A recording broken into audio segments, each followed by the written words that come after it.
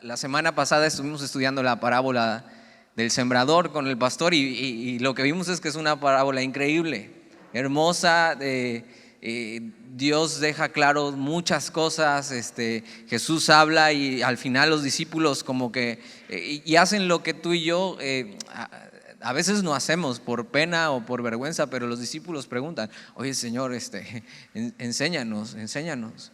Y lo que hace es explicarles la parábola del sembrador o de la semilla más bien, y entonces les explica exactamente qué es. Y escuchaste esto, cuando cae la semilla entre piedras, cuando cae en un camino que es duro, pero cuando cae en buena tierra la semilla lleva fruto. Y es una parábola muy, muy bonita, donde Dios nos deja ver esto. Pero las parábolas que siguen a continuación, pues la verdad las primeras tres pues no están tan bonitas, y yo cuando las estudiaba dije: ¿por qué no me tocó a mí la parábola del sembrador? Hubiera preferido. Ahorita me vas a entender por qué, pero Jesús las ocupa para decir algo muy importante acerca del reino de Dios, y habla primero acerca de la tierra, y parece que Jesús los quisiera confundir más, pero realmente no es así. Realmente las parábolas lo que son es una explicación tan sencilla o tan práctica, con cosas que ellos podían entender fácilmente. Entonces primero les explica es esto a través de cómo se ve sembrar una semilla, ¿no? Y cómo cae la tierra. Pero igual tú y yo, como no estamos tan ligados a este tema, pues nos cuesta más trabajo entenderle. Pero la siguiente parábola habla del trigo y la cizaña. E igual la parábola es esto, es como tirar una piedra al lado y comparar, pero la parábola está hecha para que tú puedas entender mejor. Entonces vamos a leerla y vamos a tener una clase express de agricultura. Me tuve que poner a estudiar de agricultura. Mi abuelito era agricultor, pero pues la verdad yo nunca hice nada. Yo nada más iba a comer las sandías o las piñas que él sembraba. Entonces, pero es muy interesante saber y entender. Mira lo que dice capítulo 13, versículo 24. Dice: les refirió otra parábola diciendo: el reino de los cielos es semejante a un hombre que sembró buena semilla en su campo. Pero mientras dormían los hombres, vino su enemigo y sembró cizaña entre el trigo y se fue.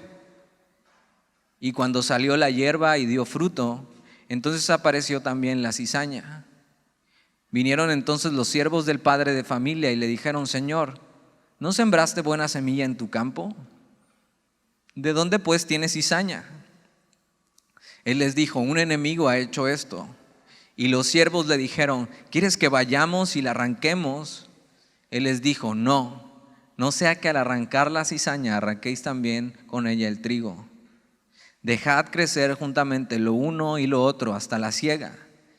Y el tiempo de la siega yo diré a los segadores: recoged primero la cizaña y atadla en manojos para quemarla, pero recoged el trigo en mi granero. Y entonces para nosotros esto puede ser muy ajeno, muy extraño si no tienes ni idea de agricultura, pero vamos a entender un poquito de qué está hablando. Para ellos esto era algo muy normal, todos entendían esto. Y lo que trata de hacer es compararlo con algo que ellos puedan entender. Y explica esto para que entiendan, no para que no entiendan. C.S. Lewis, el escritor de Narnia, empezó a escribir los libros porque ya, no entendían, ¿no? Y entonces dice: bueno, voy a ir a los niños y voy a hacer esto como comparar, ¿no? Y entonces por eso compara el león con el león de la tribu de Judá y Jesús, para que entiendan. Y de repente los niños entienden más que los grandes. Y entonces el trigo es un cereal que junto con el arroz y el maíz son de los granos más producidos en el mundo. El trigo es muy útil para la fabricación de alimentos, ¿no? Del consumo humano. Y a lo mejor tú y yo conocemos el trigo por las cajas de cereales, ¿no? Que dicen: no, está lleno de trigo, y entonces tú piensas que es sano, pero tiene los 4 sellos y entonces ya no es tan sano, ¿no? Pero el trigo es eso, un alimento muy usado en el mundo, es de los alimentos más antiguos del mundo. Al principio, cuando el trigo brota, es una planta verde, ¿no? Y salen los granos, ¿no? Pero cuando el trigo ya está para cegarse, cambia un color dorado. Y se ven bonitos los campos de trigo. Si has pasado cerca de uno, se ve todo dorado, y ya quiere decir que ya está listo para la siega. Sin embargo, la cizaña, y dices, uy, yo conozco una que es bien cizañosa, ¿no? Pero no tiene tanto que ver con eso, aunque sí, si le buscas sí vas a encontrar comparaciones, pero no está hablando exactamente de eso. Dices que una persona es cizañosa cuando es chismosa, cuando mete ahí eso, cizaña, ¿no? Pero fíjate, la cizaña es una planta que suele crecer donde se cultiva el trigo. No tiene utilidad para el humano, es una maleza, o sea, es de estas plantas que cuando estás cuidando tu jardín bien bonito y tienes las flores y el pasto y de repente llueve un día y al otro día salen así hierbas por todos lados, cadillos y todo, es una maleza, simplemente lo que hace es robar espacio, robar tierra. Algo interesante es que la cizaña es parecido al trigo en su etapa de crecimiento. Cuando los dos empiezan a brotar, son muy parecidos, tanto que podrías confundirte. O sea, los dos tienen granos, pero los dos no sirven para lo mismo. Uno es trigo y el otro no sirve para nada, pero no solamente no sirve para nada, sino que la cizaña, si la comes, puede ser nociva, tóxica o venenosa para la salud. Entonces era muy importante distinguir la cizaña del trigo. También es conocida la cizaña como el falso trigo. Ahora, teniendo en mente esto y teniendo a la luz esto, volvamos a leer esta parábola. Al final Jesús la va a explicar, pero ve, versículo 24, refirió otra parábola diciendo: el reino de los cielos es semejante a un hombre que sembró buena semilla en su campo. Pero mientras dormían los hombres, vino su enemigo y sembró cizaña entre el trigo y se fue. Y cuando salió la hierba y dio fruto, entonces apareció también la cizaña. Vinieron entonces los siervos del padre de familia y le dijeron: Señor, ¿no sembraste buena semilla en tu campo? ¿De dónde pues tiene cizaña? Él les dijo: un enemigo ha hecho esto. Y los siervos le dijeron: ¿quieres pues que vayamos y la arranquemos? Él les dijo: no sea que al arrancar la cizaña arranquéis también con ella el trigo. Dejad crecer juntamente lo uno y lo otro hasta la siega. Y al tiempo de la siega yo diré a los segadores: recoged primero la cizaña y atadla en manojos para quemarla, pero recoged el trigo en mi granero. Entonces, igual después de esta explicación de este curso de Agricultura Express, igual ya empiezas a entender más cosas, pero ellos entendían todos estos conceptos. Entonces la parábola es para que ellos entiendan. Y dices: mira, Dani, la verdad no entendí nada. Bueno, pues vamos a ver cómo la explica Jesús en el versículo 36. Vamos a saltarnos dos parábolas y ahorita vamos a regresar a ellas, que están en medio pero hablan de lo mismo y tienen mucho que ver en su contexto. Versículo 36. Entonces, despedida la gente, entró Jesús en la casa y acercándose a él sus discípulos le dijeron: explícanos la parábola de la cizaña del campo. Y otra vez vemos a los discípulos y es un claro ejemplo de lo que veíamos la semana pasada en la parábola del sembrador, de alguien que quiere entender. Y puedes decir, o sea, estos discípulos simplemente no entienden nada y ya están pregunta y pregunta y pregunta, pero quieren entender. Y a veces lo que nos hace falta es eso, querer entender y estar ahí pegados: Señor, explícame, no entiendo, pero quiero saber si tú me enseñas. Y ahí los tienes a estos discípulos tal y como son, algunos testarudos, algunos difíciles, otros distraídos, pero ahí están: Señor, queremos aprender. ¿Qué significa? Enséñanos. Y es importante entender también lo que estaba pasando. Ellos tenían un concepto del reino de Dios. Ellos estaban esperando que el reino de Dios viniera y que el Mesías viniera e impusiera un dominio, un imperio rápidamente, gobernara Roma y entonces ellos gobernaran y volvieran a ser una nación poderosa. Y entonces cuando ellos escuchan hablar del reino de Dios, ellos están esperando esto, que las cosas inmediatamente se resuelvan, ¿no? Y sean como ellos esperan que sea. Pero Jesús tiene que explicar esto para lo que viene acerca del reino de Dios, y va a hablar precisamente de esto, de la iglesia. Y entonces está comparando el reino de Dios y lo que sigue y la etapa de la iglesia con esto, con un campo donde se sembró buena semilla. Y mira lo que les explica en el versículo 37. Respondiendo él les dijo: el que siembra la buena semilla es el Hijo del Hombre. Y entonces vemos que aquí el sembrador que siembra la buena semilla es Jesús mismo. Él es el sembrador. Versículo 38, el campo es el mundo.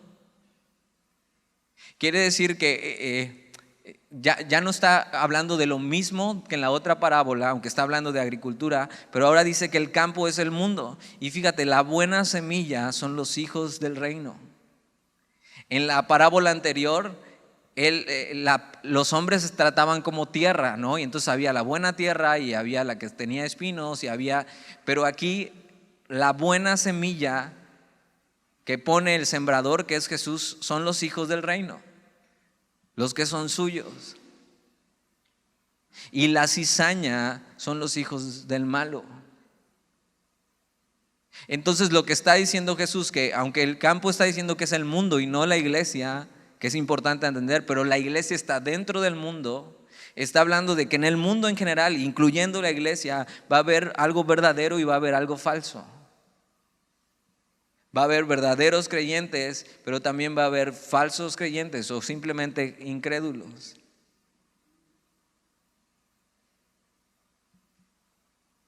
Versículo 39. El enemigo que la sembró es el diablo.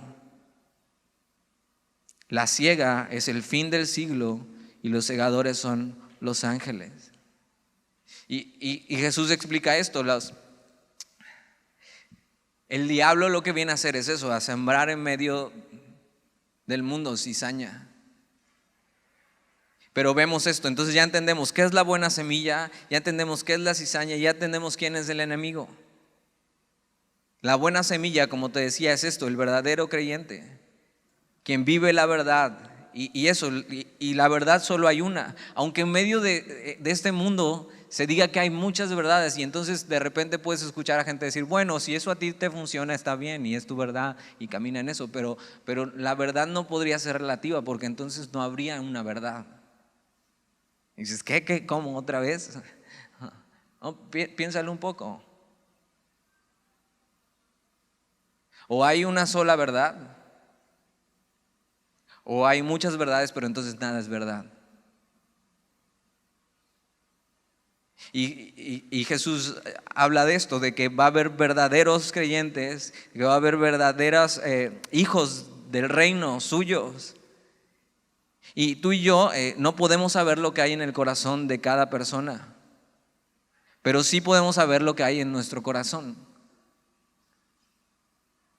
Y dices, ¿cómo sé si soy eso, trigo de verdad? Bueno, el que tiene al Hijo tiene la vida. Y no se trata de andar buscando como policía, bueno, ok, si yo soy trigo de verdad, ¿quién es un falso creyente, no? Y vamos a desenmascarar falsos creyentes y vamos a ver que eso no es. Si yo soy un verdadero creyente, lo único que tengo que hacer y lo que me quiere enseñar Jesús es a ser paciente y a seguir caminando con los ojos bien abiertos. Porque nos está advirtiendo, en medio de este mundo y en medio de este campo va a crecer el trigo junto con la cizaña.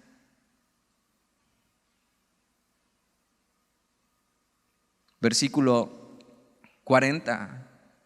De manera que como se arranca la cizaña y se quema en el fuego, así será el fin de este siglo. Enviará el Hijo del Hombre a sus ángeles y recogerán de su reino a todos los que sirven de tropiezo y a los que hacen iniquidad, y los echarán en el horno de fuego. Allí será el lloro y el crujir de dientes. Y entonces a veces te preguntas, ¿por qué vivimos en una sociedad así? ¿Y cómo hay tanta falsedad incluso dentro de la iglesia? Y hay tantas corrientes, y hoy estamos llenos de un mundo que necesita coach de vida para vivir y que parece la verdad, y algunos suenan hasta bien espirituales.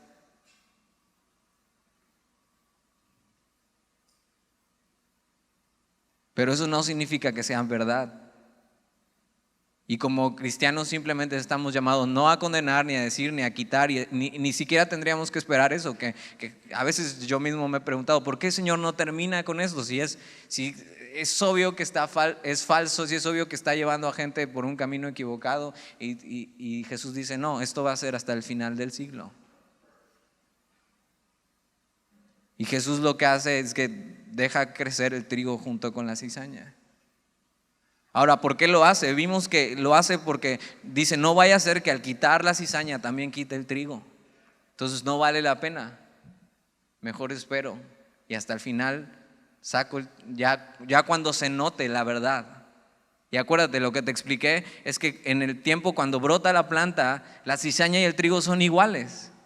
O sea, te podrías confundir fácilmente, pero cuando el trigo por fin madura y se pone dorado, se ve la diferencia y entonces puedes arrancar la cizaña.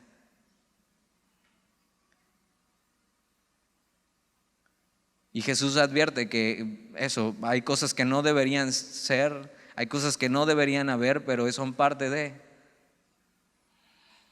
Cosas que parecen buenas y que parecen lo mismo y que parecen verdad, pero que no lo son. Iglesias que no creen en la autoridad de la palabra de Dios, ni en lo literal de las Escrituras. Y una vez más, nosotros no podemos juzgar los corazones porque no los vemos. Es Dios quien sabe y juzgará. Entonces tú y yo tenemos que tener paciencia y discernir y seguir caminando con el Señor.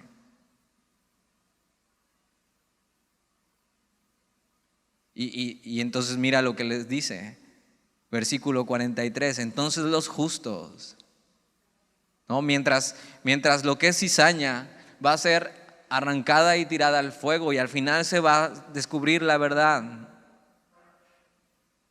Esto que no debería haber, pero hay. Al final entonces los justos, o sea el trigo, resplandecerá como el sol en el reino de su Padre. Entonces Jesús advierte de estas cosas, pero nos dice también qué hacer. O sea, nosotros debemos seguir caminando porque los justos resplandecerán como el sol. Y me recuerda lo que dice Daniel. Cuando Daniel está viviendo en Babilonia y se encuentra en medio de un mundo que la verdad era más cizaña que trigo. Y Daniel propone en su corazón no contaminarse y seguir caminando con el Señor y seguir viviendo para Él. En medio de un mundo totalmente transformado. Y Daniel entiende eso, que los entendidos, los que conocen a Dios, los que son suyos, al final resplandecerán como estrellas en el firmamento. Y entonces los justos resplandecerán como el sol en el reino de su Padre. Y Jesús dice, el que tiene oídos para oír, oiga. Entonces vale la pena seguir caminando con el Señor. Vale la pena que aunque vivimos en medio de un mundo que está en contra de Dios, que hay mucha falsedad, que hay mucha cizaña, tú y yo lo que nos toca es seguir caminando con Él, seguir esperando en Jesús y al final nuestro destino está seguro. El que tiene oídos para oír, oiga. Y hay una separación y vamos a ver que más adelante va a seguir hablando de esto, una separación del trigo y la cizaña. Entonces igual te podría estar hasta esta pregunta, ¿eres trigo o eres cizaña? Pero pues eso tú lo sabes y no nos toca a nosotros, sino Dios al final va a hacer eso y va a separar. Platicábamos hace rato después del primer servicio. Al final, en la eternidad, nos vamos a encontrar con personas que jamás nos pensamos encontrar en el cielo. Y va a haber otras que nos esperamos encontrar y no las vamos a ver. Y Jesús advierte de esto porque quiere que sepamos. Sigamos con la siguiente parábola. Y es la del versículo 31, las dos que saltamos, que son pequeñas, pero están en medio de esto porque están en el mismo contexto. Y acuérdate, siempre que leas tu Biblia tienes que ver cuál es el contexto de lo que Dios está hablando. Porque mira lo que dice, versículo 31, otra parábola les refirió diciendo, el reino de los cielos es semejante al grano de mostaza que un hombre tomó y sembró en su campo, el cual a la verdad es la más pequeña de todas las semillas. Pero cuando ha crecido es la mayor de las hortalizas y se hace árbol de tal manera que vienen las aves del cielo y hacen nidos en sus ramas.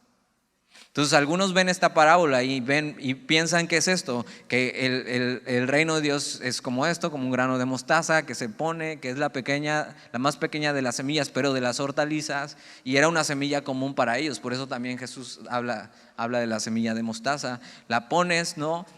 Y entonces empieza a crecer grande, grande, grande, y piensan, esto es el evangelio, y cómo creció. Y entonces creció tan grande que hasta las aves del cielo, ¿no?, toman lugar y hacen nido, ¿no? Entonces quiere decir la grandeza de la iglesia y lo hermoso. Pero o sea, realmente lo que vemos en la iglesia es que no todo es hermoso como debería ser.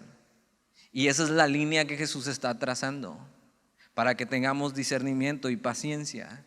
Porque algo que pasa aquí, que aunque el grano de mostaza es comparado aquí con la palabra de Dios y cómo se siembra y cómo el evangelio empieza a crecer y la iglesia empieza a crecer, vemos lo que crece.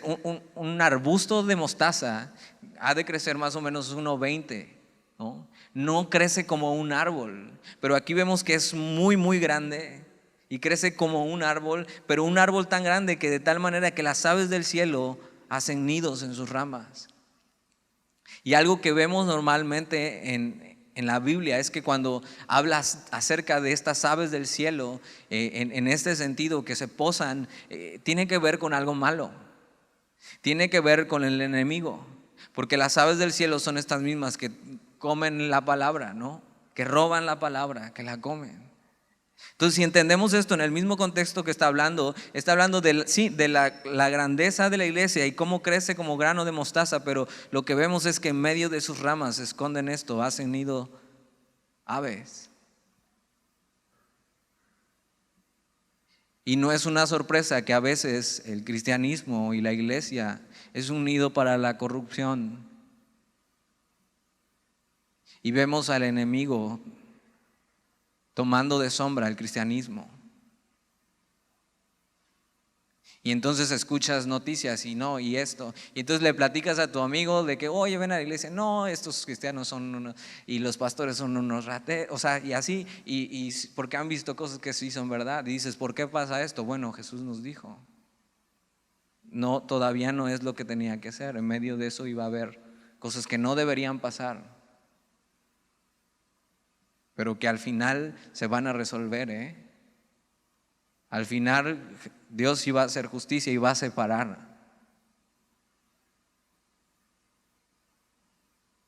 Y Jesús nos advierte, en este mundo hay estas cosas. Y hoy la iglesia es atacada por este tipo de cosas que suceden. Pero Jesús nos advirtió. Entonces que no te sorprenda, sino sé paciente y aprende a discernir.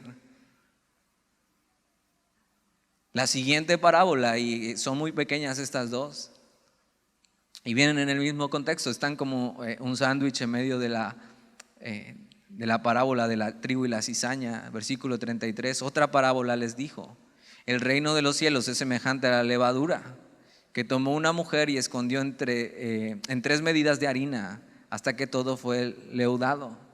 Y algunos entonces piensan, ok, entonces si está hablando del reino de los cielos y todo tiene que ser bonito, entonces igual el reino de los cielos es en medio de esta harina, y entonces cuando le pones levadura a la harina se infla, entonces el reino de Dios influye en el mundo y el mundo se infla y tiene un efecto, pero realmente el contexto no es ese. Y es más, para ellos, para los judíos, la levadura normalmente significaba algo malo y estaba relacionada con el pecado. Es más, tenían la fiesta de los panes sin levadura, que representaba eso.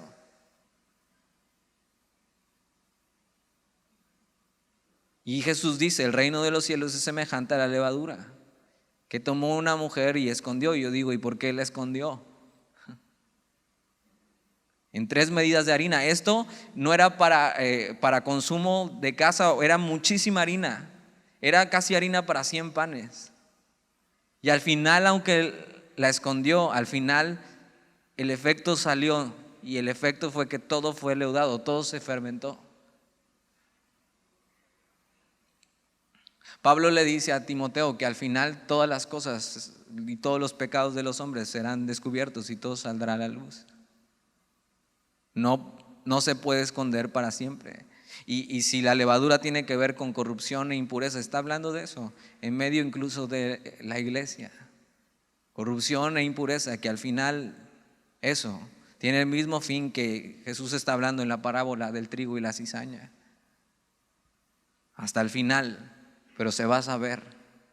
Y al final Dios separará. Esto es trigo y va para mi granero, y esto es cizaña, atadlo y echadlo al fuego. Y es súper fuerte esto, pero es verdad. Y por eso yo decía, ojalá me hubiera tocado en la parábola del sembrador. Pero mira, vamos a seguir adelante, porque vamos a ver que vamos a terminar con las parábolas que tiene aquí y ver lo que Jesús sigue hablando. Y aunque esto fue una de las cosas que me sorprendió este pasaje, lo que sigue me sorprendió todavía más. Versículo 44. Además, o sea, aparte, ¿no? Sigue hablando del reino de los cielos, pero ahora vamos a ver en las siguientes tres parábolas pequeñas cómo toma otro sentido y otro contexto. Ya no va a hablar del mismo tema, aunque va a hablar igual del reino de los cielos. Además, el reino de los cielos es semejante a un tesoro escondido en un campo, el cual un hombre halla y lo esconde de nuevo, y gozoso por ello va y vende todo lo que tiene y compra aquel campo. Y yo normalmente esta parábola, cuando hace tiempo la escuchaba, yo pensaba y decía, claro, o sea, el tesoro es Jesús, y entonces un hombre cuando encuentra a Jesús tiene que dejar todo y gozoso abrazar el campo, pero no, o sea, la única vez que Jesús le pide a alguien dejar o dejar todas sus posesiones es al joven rico, y porque sabía que no las iba a dejar.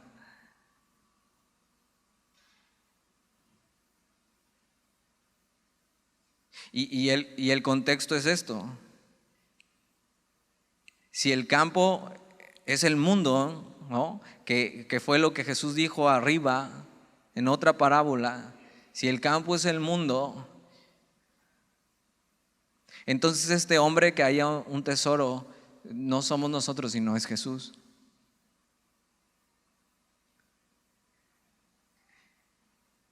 Y dices, bueno, ¿y entonces quién es el tesoro? Y fue difícil para mí aceptar esto.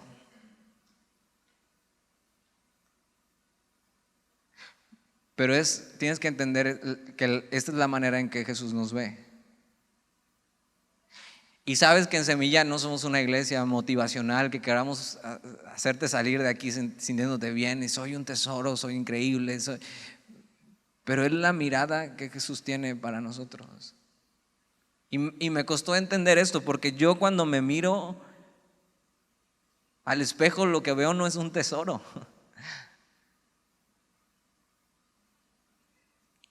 Yo no me siento como un tesoro. Y este pasaje no es una cuestión de subirte la autoestima. Y no es porque yo tenga la autoestima baja.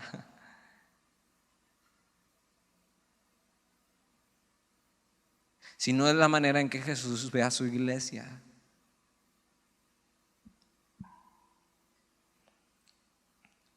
Y sí, si tú te ves y ves tu vida y podrías pensar igual que yo, la verdad yo no me siento como un tesoro. Igual y me siento como la tesorito, ¿no? Pero no como un tesoro. O sea, piensa eso, Jesús conoce mi corazón y conoce mis pensamientos, y eso no es necesariamente bueno. Que Él conozca todo de mí.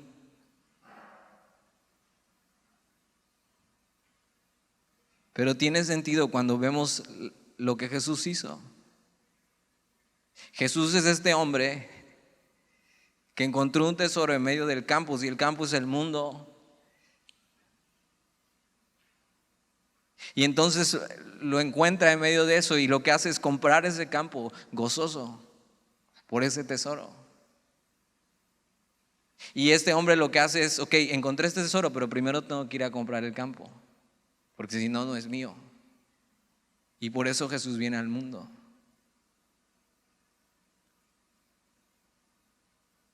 Y por eso muere por todo el mundo. En el sacrificio de Jesús hay salvación para todo el mundo, pero para el que quiera. pero su sangre es suficiente para salvar toda la humanidad.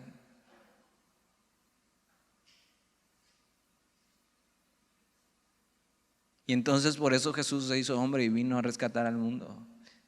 Y dice esto, que Jesús caminó a la cruz por el gozo que estaba delante de él. Porque encontró gozo en ese tesoro. Y está hablando de nosotros. Porque mira, si fuéramos tú y yo, realmente, ¿cuántos de aquí han perdido todo por encontrar a Jesús? Y sí, suena bonito, pero a ver, ya dejaste tus posiciones, ya tu coche, ¿dónde está? ¿No? Y aunque es una invitación de Jesús que dejemos todo para seguirle, el único que realmente dejó todo fue Él. Y dejó su trono y se vistió de hombre y se humilló. ¿Por qué? Por el gozo puesto delante de Él. Dios nos hizo y nos amó desde antes de la fundación del mundo. Y así es como ve a su iglesia. Su iglesia tiene un valor preciado para Él. Y esa es la importancia que tenemos para Él. Fuimos comprados al mayor costo posible. Fue un derroche de amor la cruz del Calvario. Fue extravagante. El creador de los cielos, el amado del cielo. Y yo me pregunto, ¿y por qué? O sea, la verdad no le convengo. ¿Y por qué Jesús hace eso?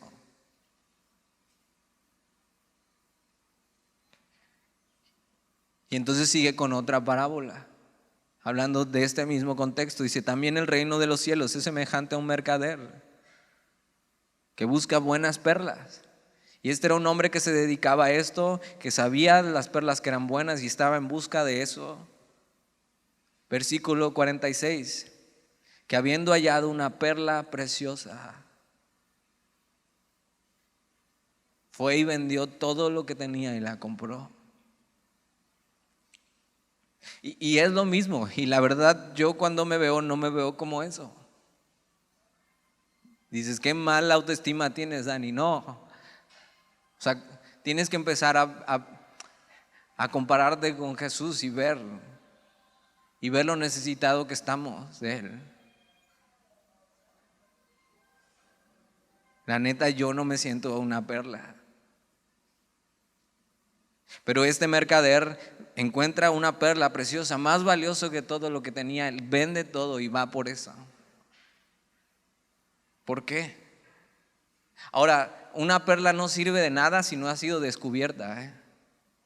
De nada sirve una perla en medio de una ostra en el fondo del mar.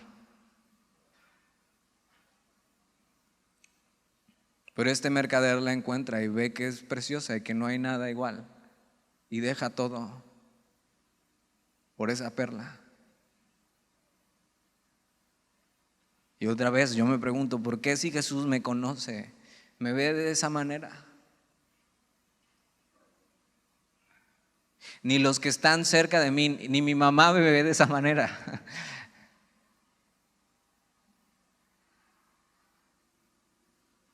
O sea, sí me chiquea un rato, pero ya después es como, ya, oye, agarra la onda.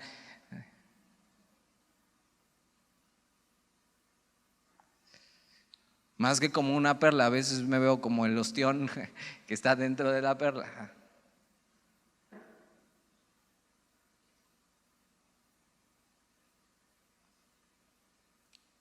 Pero Jesús dio todo por mí y para Él valió la pena. ¿Sabes por qué? Porque cuando Jesús nos mira, ve la obra ya terminada que Él mismo va a hacer en nosotros.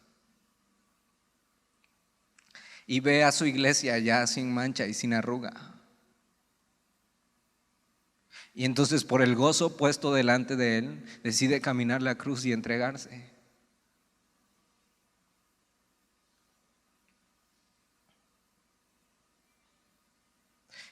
Y entonces, ¿yo qué hago? Si Jesús hizo eso por mí, si Jesús así me ve, ¿yo qué voy a hacer? Puedes tomar dos opciones. Una, creértela y decir soy un tesoro, ¿no? Soy lo mejor, soy lo máximo, soy una perla para Dios. O puedes salir de aquí sabiéndote amado por Dios y diciendo si Él le entregó todo por mí, yo quiero hacer lo mismo.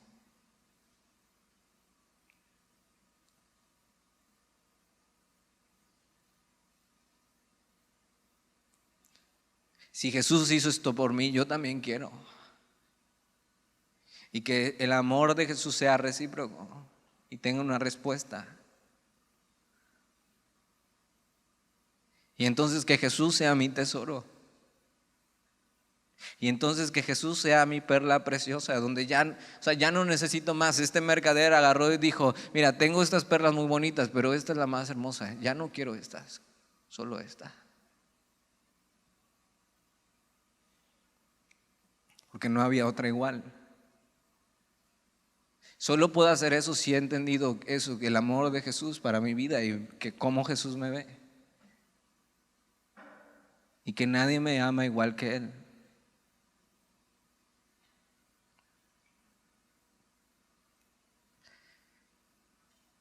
Por eso Pablo escribe en Filipenses 3:8, y ciertamente aún estimo todas las cosas como pérdida por la excelencia del conocimiento de Cristo Jesús, mi Señor, por amor del cual lo he perdido todo y lo tengo por basura para ganar a Cristo. Y Pablo sabía, o sea, no es que lo que tenía fuera basura, pero es que si lo comparo con Cristo, es basura.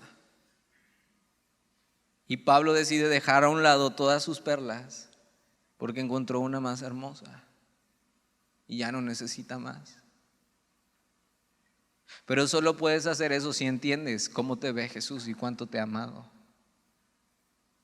Y que por ese amor caminó la cruz, gozoso de ver lo que iba a hacer Él en tu vida.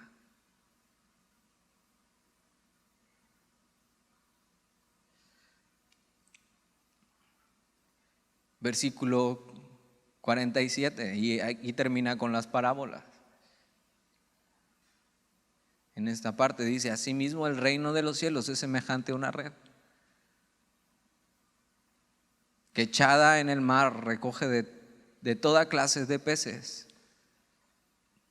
Y una vez llena la sacan a la orilla y sentados recogen lo bueno en cestas y lo malo echan fuera. Así será el fin del siglo. Saldrán los ángeles y apartarán a los malos de entre los justos y los echarán en el horno de fuego. Allí será el lloro y el crujir de dientes. Y es de lo mismo que nos habló terminando la parábola del trigo y la cizaña, diciendo al final va a haber una separación entre los que son suyos y los que no lo son, entre lo que es verdadero y lo que no es. Y aquí ya sobra preguntar y pensar si eres trigo o eres cizaña. Aquí tienes que saber que Jesús te está invitando y que Jesús compró el mundo para salvarte. Y no necesitas llegar hasta este versículo 49 y 50 y pensar, no, yo no quiero que me echen en el horno de fuego y crujir de dientes, cuando Jesús derrochó su amor en la cruz.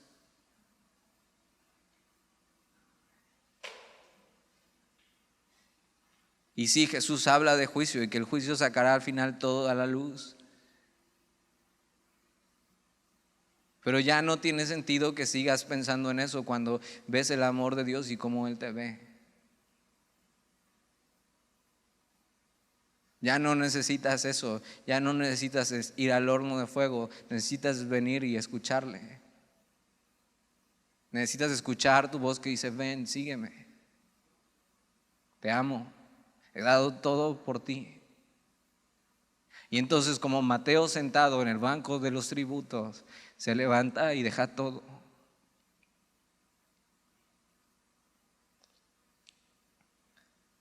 Porque entiende que Dios amó al mundo para salvarnos. Y entonces se entregó a su Hijo y entregó todo.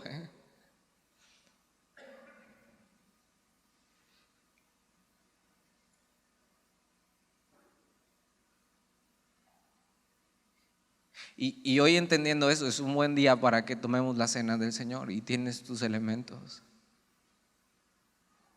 Para que pienses en esto.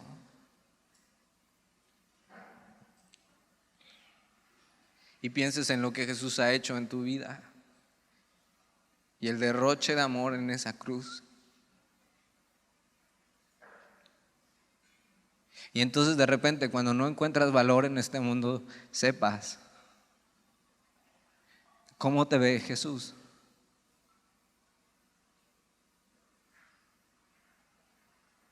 Y puedes responder a eso.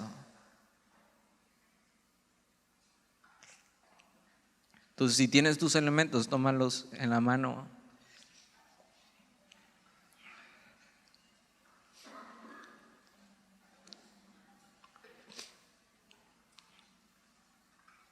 Porque yo recibí del Señor lo que también os he enseñado. Que el Señor Jesús, la noche que fue entregado, tomó pan y habiendo dado gracias, lo partió y dijo: tomad, comed, este es mi cuerpo, que por vosotros es partido. Haced esto en memoria de mí. Y entonces puedes comer el pan.